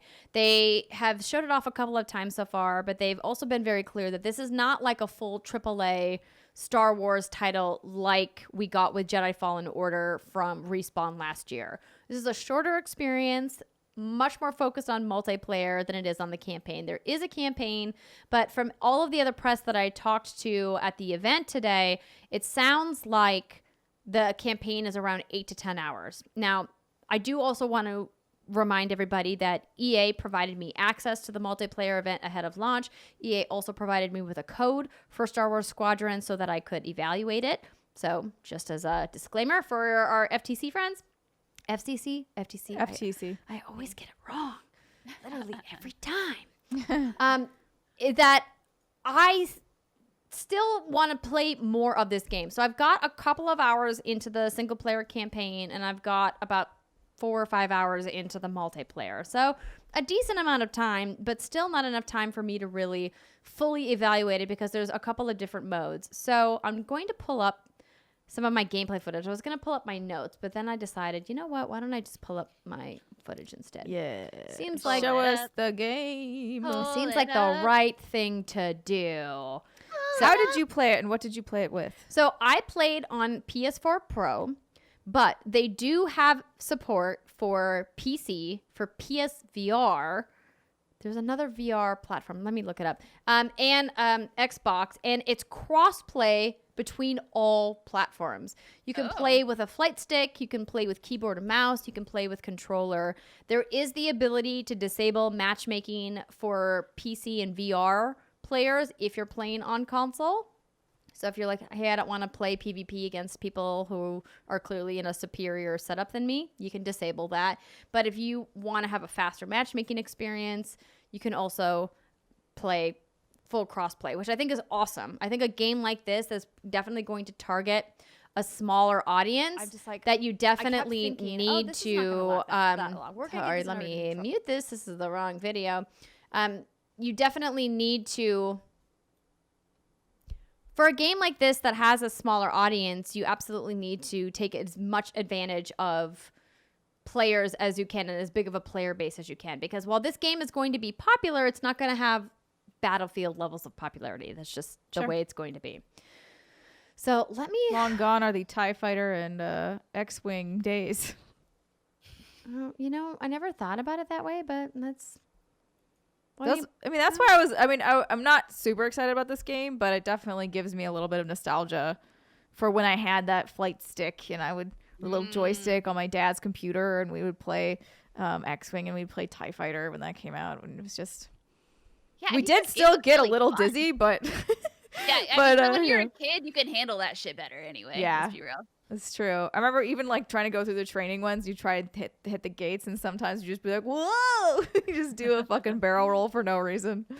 So I did find some of the controls confusing in some of the modes, but overall, I was actually like really impressed with how well the game controlled. And so I think a lot of what that had to do with is that Motive made sure that when they were making this game, that this game was not about moving the reticule across the screen. This was about moving the ship across the screen.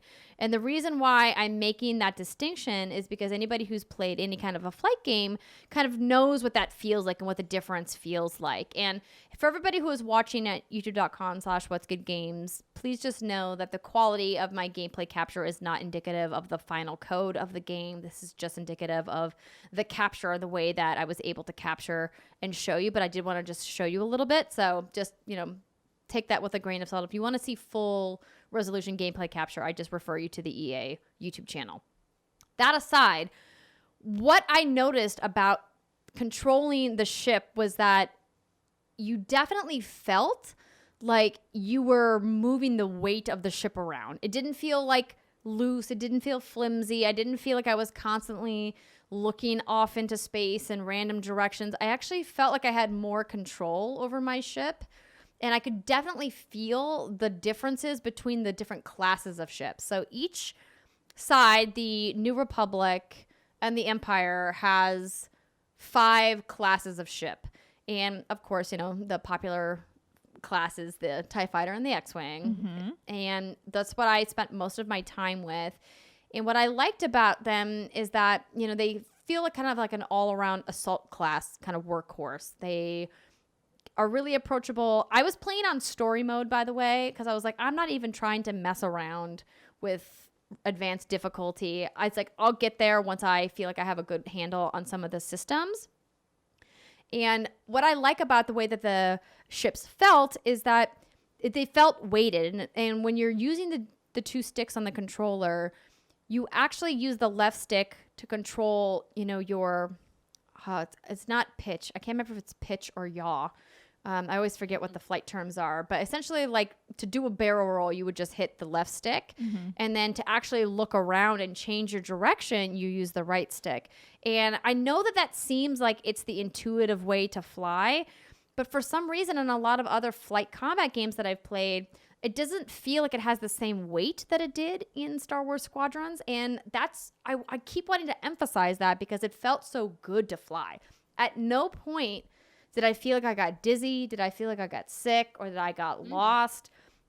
There were a couple of points where I kept flying myself into rocks because I was just under pressure and making bad mistakes. But that was not the fault of the controls of the game. That was really just user error. Just panic. They literally just called it pilot error. Like I died by pilot error. Is it an error if it was intentional? Yes, it's still because you don't really want to kill yourself. You might if you don't want to get captured by the enemy. I didn't think about a pilot suicide. There is a way to just crash into other ships, so that is something that maybe they should take you out with me. They should think about. But the multiplayer modes that I played today, I played the traditional dogfight mode, which is really much just like your 5v5 team deathmatch, and then I played the fleet assault mode, and that was actually a lot more interesting to me because it felt like it had more objective-based gameplay, which I'll show you in just a second. But essentially, in the regular dogfight mode, it's exactly what it sounds like. You want to make sure that you are killing as many other ships as possible. But I like that you can choose which side you prefer for matchmaking. There's no guarantee you're going to get that side. Actually, I don't know if that's true. I'd have to double check. You might just have to wait longer. I feel like somebody asked this and I wrote it down maybe in my notes. So it's definitely in your notes somewhere, in your notes file. There you go. Yes, in my notes somewhere. So I apologize for not having that information as accurate as I would like.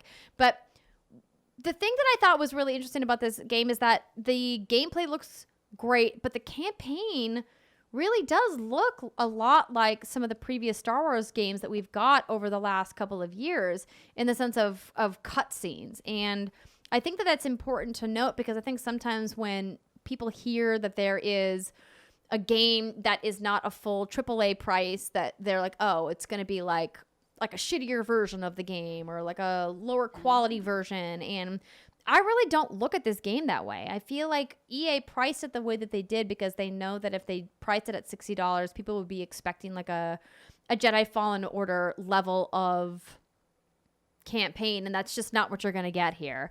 And I'm showing on screen sorry, Brittany, to cut you off. I just want to let people know, if you're watching at youtube.com/what'sgoodgames, this is just the beginning, the opening of the campaign. So this is no spoilers. Okay, so you said you're not super far in, but we do have a question from Delilah, and she wants to know, does Star Wars Squadron have a good, unique story like Jedi Fallen Order, or is it just focused on space flight and combat? Unfortunately, I'm not able to answer that yet. I'm sure that there will be plenty of people that will have full campaign reviews once the game launches. The embargo, of course, by the time the podcast is up, is up. By the time we needed to record the podcast, we had a couple of other gameplay preview events this week that we're going to be talking about on next week's show. And so I wasn't able to get as far into the campaign story as I would like. So unfortunately, I can't answer that. But can neither confirm nor deny. Exactly. But I mean, it's set in the Star Wars universe. There's a lot of Star Wars lore. I think that you should manage your expectations about what you're expecting from a Star Wars campaign in this game, because it's clear to me that the focus of this game is the multiplayer. The fact that there's even a campaign at all, I think, is awesome. And I think it gives players the ability to test out and really kind of hone their skills. Sorry, I got excited. You got excited about the TIE Fighter? Yeah. Oh, are you an Empire? Are you an Empire I just person? thought those ships were fun to fly. Right? It takes me back to when I was like 7 years old playing this shit. They are super fun to fly. All of the ships feel really fun to fly. I liked the Imperial ships more, or just like TIE Fighters more, because they're tiny. And so for me, I'm like, I am a tiny little bomber plane, and I'm gonna fly around and get you. And Laura's like, a lot of the Republic ones are like big, and like there's wide boats and like weird shit, and you're like, I don't really want to fly that. Like the X-Wing, sure, because it's you know, it's the cool one. Of ships. Another question relevant to this topic comes from Dracos3442. How is the balance between the different starship types in Star Wars Squadrons? Did you ever feel like you could not defeat Starship X because you had chosen Starship Y? Yes, I did, but it wasn't because of the balance of the ships. It was because of user inexperience. 100% was on me. And it was interesting because we had a group chat with some of the other media people playing, and Kat Bailey, who is a friend of the show, was talking with me, and I had mentioned that the support class for the New Republic I found really difficult because it's a little bit slower, because it's a support class, but it has a little bit more armor, and I just felt like I was really just getting targeted a lot in PvP. And a lot of that probably had to do with the fact that I just didn't know the systems well, because I had just started playing. And she was like, well, I've actually had a lot of success with it. And I was like, you don't have to remind me that you're a better gamer than me all the time, Kat. It's fine. Well, there's that, but then there's also, I mean, if the people you were playing against are smart, you take out support first. Yes. Well, I mean, I was definitely consistently targeted because I was slower. And the way that you spec your ships is also going to be different. And that leads me to some of the progression. So what they really wanted to overemphasize when they were talking about this game is that everything you can earn in the game is in the game at launch. There are no microtransactions. There's right now no plans or public plans for DLC. Everything, all the customizations. I wonder if I should buy this for my dad. All of it's in the game. You can get it all at launch for that one price, which I think is an interesting choice. But what they talked about, the team at Motive, was really their desire to bring this old school and make it feel like a revival of these old Star Wars flight games of yore, and let people know, like, hey, everything that can be unlocked in the game you can earn by just playing the game. And I thought that that was a really cool choice that they made. And I think a lot of old school gamers are really going to appreciate that. And I think people like me who want to fast track to get all of the cosmetics are going to be annoyed because I'm like, just let me buy it. And they're like, nah, you got to play. They're like, no, we got yelled at a lot for that. So Yeah, we're going to avoid that. They're like, yeah, so actually about that, we're going to go we with no. found out that people actually are not kind of fans of We that. don't need Disney Daddy coming after us. They like to, you know, like to raise hell. Yeah, I'm trying to I'm just scrolling through some of my footage here to see if I can find you guys some of the customization so that you can see. So you can customize both your New Republic and your Imperial ship and your pilot, which I think is really cool. And they have a bunch of different customization options. So when you're in your hangar, Hi, little buddy. that is a droid, yes. When you're in your hangar, you can take a look at your ship and you can look inside your cockpit. So Look, it's your feet. yeah, It's so your arm. I mean, but like it's important that they let players do this because you can customize your gloves, you can customize your flight suit. There's of course little like dashboard toys you can customize. Oh, I bet those are cute. Oh yeah, so let me scroll forward here because I went through and looked at a lot. I looked at almost all. Oh, these there we go. things. Ooh, Ooh, the I like colors. colors. Paint jobs. Very nice. Very nice. Yeah, so I mean, customization I think is key for people being invested and wanting to keep playing to earn more credits. There's 2 different systems of credits that you earn. One are unlocks for gameplay enabled boosts for your ship. Things like changing up your shield, changing up the type of guns that you have, upgrading your ship that give you a gameplay advantage. And then you have another set of in-game currency that's specifically tied to customization. So playing games earns you both of those currencies. Again, none of these things available for sale. All of it earnable in-game just by playing. So there is no pay-to-win system. People who have powerful unlocks for their ships is because they played a bunch. Aww. Oh, I see the dashboard figs. Yeah. Yeah. A Tauntaun plush. Nice. Nice. You have, like, Ewok pink and plush. purple LEDs in your This is cockpit. cool. I don't think that I didn't see any LED options, particularly in the New Republic stuff, but there is a red like LED skin for your TIE fighter, which I believe I show. Hold on, let me find it for the Imperial stuff. Let me see here. Ooh, you had a pink Yeah, just X-wing. so, oh wait, yeah. I mean, so that's like this is like the payoff, right? Is that you get the skin that you want. Oh, here's some helmets. Of course, there's helmets. And they have some really fun character heads that are lore based Twilight. in the Star Wars universe, which is great. That of course are a lot more money. But look at now, I have my purple skin on I my see X-wing, that. and that's really what it's all about. Everybody is you want the skin on the thing that you want. So let me show you a little bit of the Imperial stuff too, just so you guys don't think I'm Republic biased, even though obviously I'm New Republic biased. But there's like icons that you can put on your Stamps. ship, which is great. And then there are, again, more flair that's centered purely around the Imperial set of lore. And then where I lost my mouse, there it is. And then you can see some of the exterior skins for your ship. Hold on, where is it?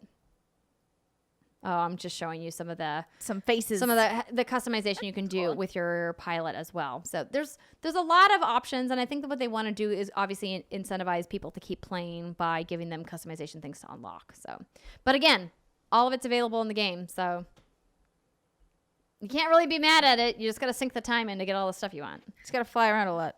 Yeah, but biggest takeaway was that the games were really fun. The fleet mode was awesome because it felt like it was more objective based. So you on one side, obviously you're either Imperial and New Republic. It's 5v5.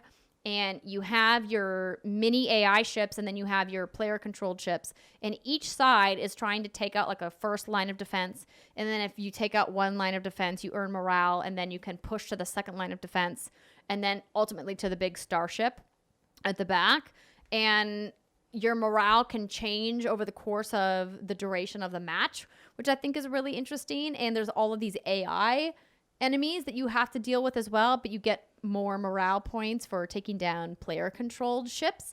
What I like about it is it doesn't feel like it's just team deathmatch where I was just dying, respawning. Here you actually have to think about strategy, work with your team, pick your ship class thoughtfully, and come up with a team strategy on how you want to win. And you can change your ship midway through the match if you're like, yo, I need to like catch up because I need a more defensive strategy now, or I want to go on the offensive.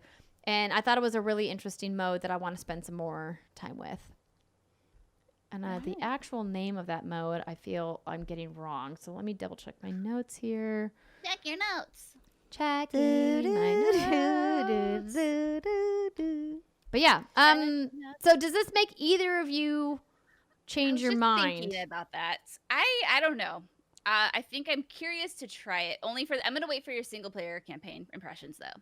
That's the thing I want to know about, because I like Jedi Fallen Order as someone who's not a very big Star Wars fan, because I thought that was compelling enough. Someone who didn't know up from down in that universe. But yeah, like dogfighting games usually turn me off. I get dizzy. I get sick. I just suck. Anything where I have to like operate a vehicle, that's not my body in a game. You're like, I don't even have a license for this in real life. No. Just kidding. You can drive a car. But I can drive a car, but yeah, I see where you're going with there. Yeah. Anyway, yeah, no. So I'm gonna wait for your single player impressions. If you come back and be like, hey, the story is really great, I think it's worth checking out, then I'll trust you, Andrea. But until then, I'm gonna just keep my panties untwisted and keep them on the standby. Well, That made no sense. like next to you. I appreciate that, and it's called Fleet Battles is the official name of that mode. And Ian Fraser is the creative director at Motive, who we heard speak on the game today.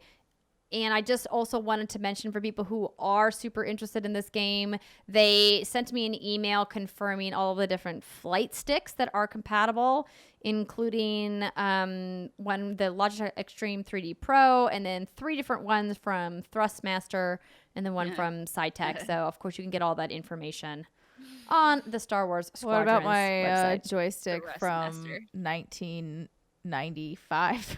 Dude. Do you think it still Yeah. works? I'm No sure my stymer. dad still has it somewhere in that fucking house. No Steimer. It doesn't work, Steimer. You But- should but get your dad couldn't. this game, Cyber. He'd What? probably like it. You should get your dad this game. He'd probably like it. I think he would only like it if he got a new joystick flight stick. Sounds like a Christmas present waiting to happen. Hey, are those things expensive? Yeah, they can be, yes. Depends, Yeah. I I feel like back in the day ours wasn't great. It was just literally a joystick. But yeah. Technology for flight sticks has definitely come a long way, but I think it's really great that they're allowing people who are using these alternate input methods to play in the same crossplay matches as everybody else. And I think that it's going to make for some really interesting matchmaking, which is why I'm curious to see how it's going to go with crossplay once the game is live in the wild. Mm-hmm. So, yeah. But thank you again to EA for inviting me to play the game ahead of launch. I am definitely going to spend a little bit more time in this game. I'm impressed. I thought I was going to hate this game. I really enjoy Star Wars games, but flight combat games and me just generally don't mix. But boy, oh boy, was I impressed. I just want to go through the tutorial where it's a bunch of gates you got to fly through. Take me back. Take me back to my childhood. There's not really gates that you have to fly through in the tutorials. Why would they not do that again? It's just a throwback to be like, hey, remember this? Maybe it's later in the campaign and there's That like a would be- nod to it. There's just like some gates you randomly have to fly through.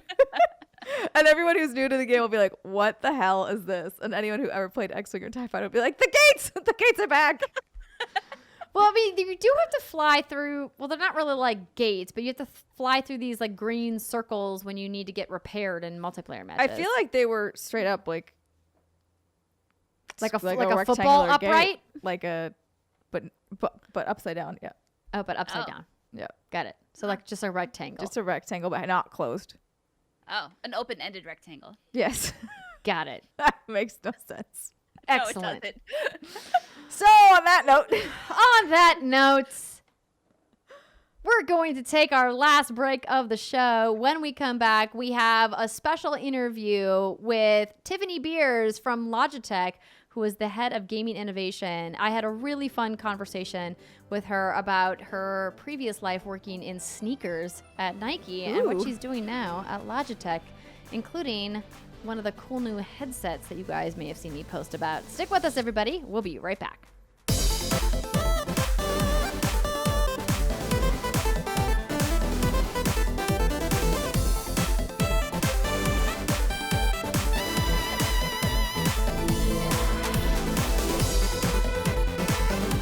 What's good, everybody. Welcome back. It's the final segment of the What's Good Games podcast. And for this week's feature segment, I had the awesome opportunity to chat with Tiffany Beers, the head of gaming innovation and audio engineering at Logitech.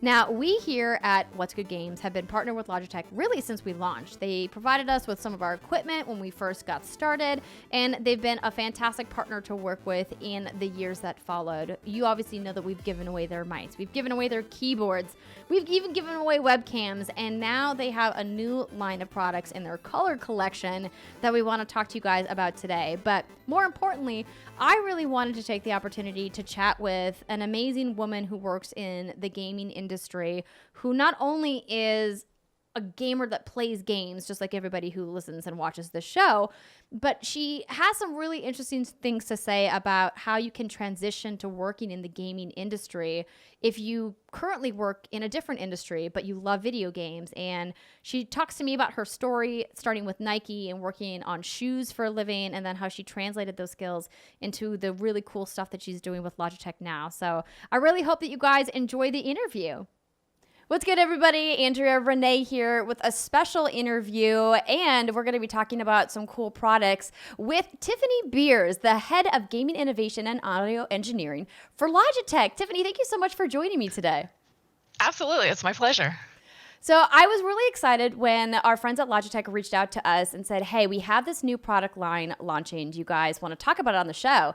And because What's Good Games has had such an amazing partnership with Logitech since the very beginning of our launch, I was like, absolutely. So let's talk about it. And they said, well, we have this really cool person on our staff named Tiffany, and we think that she would be great to talk about it. And I saw your title and was like, wow, that's a really neat title. What does somebody who is the head of gaming innovation do exactly? Yeah, so gaming innovation is all about like bringing new ideas to the table for gaming. So it focuses on the experience, the users, like how they're using the product, like what's a pain, what don't they like about it, and it focuses on innovating those kind of areas. So innovation generally is the better the innovation, the more intuitive it is. So sometimes you won't even realize, you'll just know, like when you put this headset on, oh, it's so much more comfortable. Like it just works better. Then there's innovation behind it. Absolutely. I'm all about iterating and innovating. We try to do a little bit of that here on our show, but certainly not on the scale of what you're working on over there. Another part of your title that is super important to what we're talking about today, of course, is audio engineering. How did you get involved in audio engineering, and what does that do, or how does that relate to what you're working on at Logitech? Yeah, so audio engineering, it's the art of engineering audio products, really, is what it is. And so I actually just joined Logitech 2 years ago. 2 years ago tomorrow, actually. Oh, happy anniversary. Thank you. So, and I didn't know anything about audio before this, to be totally honest. I built shoes. I have a plastics engineering degree. I spent 13 years doing shoes. And the fascinating part for me is everything in audio is about vibration. Right? What we hear is actually vibrations, And so I was just fascinated about it, and I love gaming. And so those two things kind of came together. And then when it was headsets, it's all about fitting things to the body.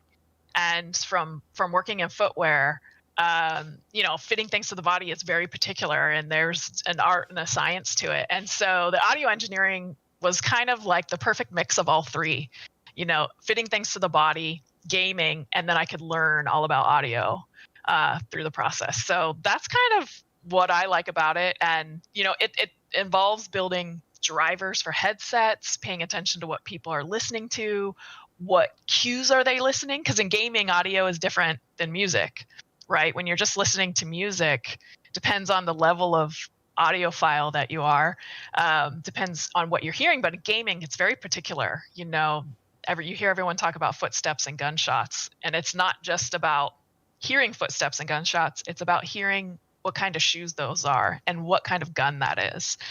So it's way more in depth than I originally thought, and I absolutely love it. That's so fascinating that you took this long career working with a company like Nike and said, hey, I have all of these very specific skills. How can I apply those to something that I'm passionate about in my personal life and make it, a new step in my professional career? And I think that it's such a inspiring message to people out there who also want to get into the gaming industry, who are like, hey, I have these other skills in this other industry. How do I apply that? I think that that's such a unique and amazing example of a way to say, hey, like, I did it, you can do it too. Yeah, entirely. Like electronics, I've always been obsessed with electronics and digital products. Like I'm the first one, like if there's, I don't know if you remember, there was a fork that vibrated to help you control like what you were eating, like all these weird little digital products. I have never seen that, but now I want to go find it. Totally. And try them. And so I just personally super interested in that side. And then sport, I love sport. And they're all intersecting in some weird way, and I don't know how it'll all end up, but gaming is just so fascinating with how people and how games like Death Stranding, it's so realistic. Like it's just so fascinating. So yeah, if I can do it, I came out of footwear and jumped into electronics just because I was passionate about learning it. I didn't learn electronics in school or anything. I mean, I have an Arduino board that I'm working on right now, learning how to put circuits together and write firmware. But yeah, so it's super fun. I think that is really, really cool. And I thought it was interesting when you were talking about what's so fascinating specifically about the way that games use audio and why headsets are more important, particularly going into this next generation. You hear somebody like Mark Cerny for Sony talking about how they're really putting an emphasis on audio in the PlayStation 5, for example. And it made me think of a game that you told me you were playing that I've been playing that has very important audio in my mind, Animal Crossing New Horizons. You talk about footsteps and gunshots, and I'm like, yeah, but if you don't hear the wind of the balloon as it passes overhead. Exactly. Or the fish, right? The fish in the water. Yeah, the shooting stars. Yeah. It's important. Exactly. Audio is it just adds to your immersion. It adds to the whole experience. And for me, I'm one of those people that if I'm watching a movie, I become one of the characters and I'm absorbed in it. And my husband and I always joke is like, I'm on my way to Mars. Leave me alone. I don't have time to go get you. Or go get a beverage or dessert. Like I'm on my way to Mars. We've been watching these Mars shows lately. So in a game, like same thing, like I'll completely get absorbed in it. And when I started playing Animal Crossing, I played it so much and it was the beginning of COVID, right? That when I was outside and I would see like a butterfly or hummingbird, I'm like, oh, let me get my net out. I'm going to go catch that in real life. And so it was just fascinating how that whole experience kind of comes together. And on the importance of headset, even the isolation, so that you're only hearing that game and the details of that game too, also triggers immersion and kind of joy on some level. Like the first time I heard a really, really high quality audio, it was literally at Logitech. Some people gave me like the setup with this DAC and stuff and these really good headphones. And I was like, wow, it just made me smile. It was so beautiful. And so I think gaming audio does that too, if you can listen at a really high quality and just let yourself get fully immersed. It's really been interesting watching the way that Logitech as a company has really diversified their gaming suite of products, particularly with this new line of LogitechG stuff that's all connected via the G Hub. I mean, I think a lot of people hear Logitech and they instantly think webcams, right? Because it's the reason why a lot of people know the Logitech brand. But, in the last couple of years, it's really been a awesome product rollout of things that are happening, including the headsets that we're both wearing and that we're here to talk about today, the G733. So this was debuted about a month ago, roughly, and it was this really fun colorway trailer that came out that's like, hey, not only do we have lots of technology jam-packed into these headphones, but they come in fun colors too. Finally. I know. Yeah. No, totally. Even when coming from Nike, then I was at Tesla for a little while, and then I was doing my own YouTube channel, and Logitech kept reaching out. I'm like, Logitech, but after I learned more and more about the company, like they're incredible. So then stepping into the gaming, I remember my first week putting on a headset, like the 935, and I was like, oh my gosh, why is it so big? Why is it so heavy? I had it as small as it could be, and it's still not quite on my ears. And then is there a different color? Does anyone have a different color in the office? So those are all kinds of things like that I started questioning right from the beginning. And so this headset, it's our lightest weight to date. It's 278 grams, and that's a huge play in the comfort of the headset. It's all about weight. Anytime you're fitting things to the body, weight, you have to control the weight so that it can fit different bodies, right? Because we all have different bodies. We all have different weights. And so height, size, shape is so variable. So we have to really control the weight to make it comfortable. And then on top of that, the color, right? Like, who wouldn't love to have a beautiful headset, not to mention a mouse and keyboard that all match, and like change it up from black, because everything's been black or shades of gray for decades, excluding a white mouse here or there, a white headset. So yeah, it was an opportunity to real play with color. What do you think of the colors? I love it. So I'm wearing the lilac in the video. So if you guys are listening on podcasts, please do go to youtube.com/whatsgoodgames and you can see the colors that both Tiffany and I are wearing. And you have the blue on, correct? Correct. Yep. Yeah. And so there's also black, which I have actually over there somewhere. And then there is a white. What's the other color? Yeah, white. Yep. So lilac, blue, white, and black. Yeah, yep. And I'm wearing I love the blue one, but I changed out the ear pads from the white one, I think, or another one. So you can kind of play with all the different colors. So the ear pads are all different colors. The headbands are different colors, so you can swap it all out. The headband to me is the game changer. This is something that very few gaming headsets offer. I think there's only one other company right now that's doing it. And for somebody like me that has like a weirdly small head, like you said, headsets just feel very heavy on my head, particularly when we're gaming for really long sessions. If I'm doing a raid in Destiny 2, or if I'm, doing a long RPG session in a game like Ghost of Tsushima, or, a game you mentioned like Death Stranding, where you want to be able to wear something that is going to be comfortable for multiple hours at a time. And so many of the really high-end headsets have great audio quality, but just are not comfortable. And it's such a hard thing to wrestle with. It is. And it's also hard to figure out, like, why are they not comfortable? Because it's different comfort levels on different people. The beauty of this headband is it's stretchy. So it distributes pressure across the top of the head. So it's not one spot anymore.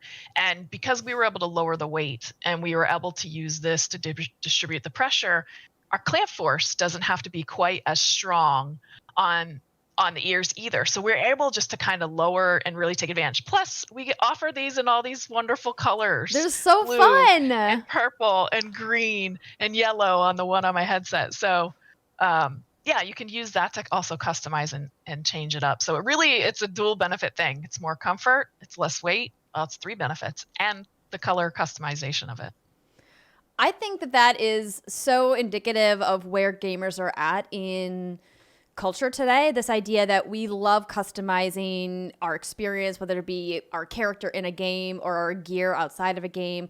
Obviously, the RGB that has infiltrated a lot of gaming gear is a poster child for that, right? Of gamers saying, hey, I want to customize my experience. I want to customize the way my lights look, the way my keyboard looks, the way my mouse looks, and now the way my headset looks. And I know that some people, when I was tweeting about this headset, because I love things that light up, if it wasn't obvious from my set, they were like, yeah, but the lights are on the front. Who's going to see them? And I was like, well, if I'm streaming with them on, the stream will see them. But also, like, I don't care if anybody else sees them.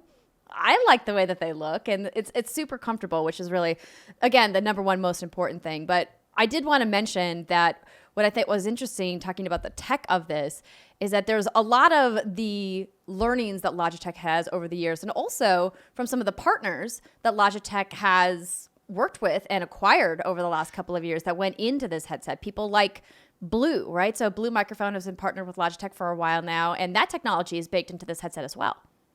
Yeah, that's right. Blue Voice is part of the digital package you get with this headset. So when you go into G Hub, you can turn on, actually I think it might be on, but you go in there and you can change the settings. So for example, you can pick an already programmed profile that you want your voice to sound like an FM broadcaster, or some of the pros that we work with, you can see what their settings are in there. So it allows to take what's a pretty much a basic mic and really elevate it to a different level, and also lets the consumer play with it a little bit. And so this Blue voice, and actually our partnership with Blue, you're going to see that probably more and more throughout our products and programming. But yeah, we do have great partners. That's what's awesome about Logitech. You know, Astro's in there, Blue's in there, Streamlabs is in there, and so you can bet we're all talking and figuring out what's best for our consumers. I think that that's great because it ultimately means that gamers are going to get the best products. And I always talk about the importance of microphone. Obviously, I'm using our studio setup since we're recording. So I have my tried and true Shure microphone, but I've got my boom right here. And you have a special attachment on your boom mic, which is so important for gamers who like to breathe into their microphone. And I didn't know that you guys were doing these little mic covers. They're so cute. Yeah, so we have 5 different ones. They're available on Logi.com. 5 come together in a pack for $9.99.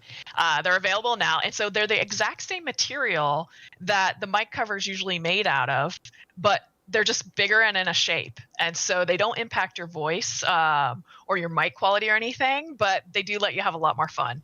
And so this actually came out of our Taiwan team. The part of my team, you know, it was kind of funny. I had them bring in fruit one day. I like to do a lot of innovation exercises, and I had them bring in fruit one day, or food that could make our headsets better. And they all talked about fruit and how it could make the smell. And we were like, well, the mic's really close to your nose. Why don't we make mic shapes? And so that's where it kind of came from. But yeah, these are super fun so far. And I hope people are buying them for their kids that are, back to digital school right now, because I think that's probably a lot of fun for the teachers. I didn't even think about that as a good use case for them. Here's me thinking, I just want the people that I'm on voice chat with to not have that like, we all know that friend. Totally. The people in my clan know that I just call people out when they start breathing in the mic like that. I'm like, who is it? Who's breathing? And then sometimes it's somebody's fan that's blowing across their mic, which is a common problem as well. But these windscreens, not only do they help cut down that just a little bit and make it, more clear, but you can do it with some personality. Yep. Super fun. I love that. So I did want to also mention a little bit about this idea. We talked a little bit about personal style and how style is so important to gamers.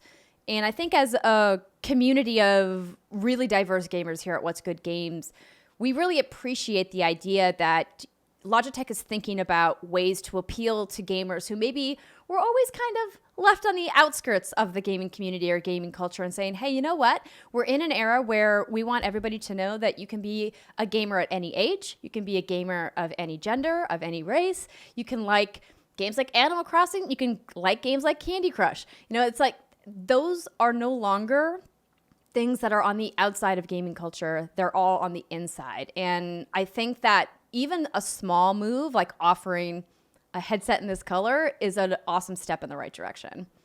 Awesome. That's great. It really comes down to joy, right? And play, so at the end of the day, people play games. Like, you hear a lot about esports, but it's not really the bulk of people aren't playing for esports. The bulk of people are playing just to have a little fun, a little joy, challenge their mind, connect with their friends. Like, that was the thing I was most shocked by, is a lot of women play games to connect with their friends in their social circles.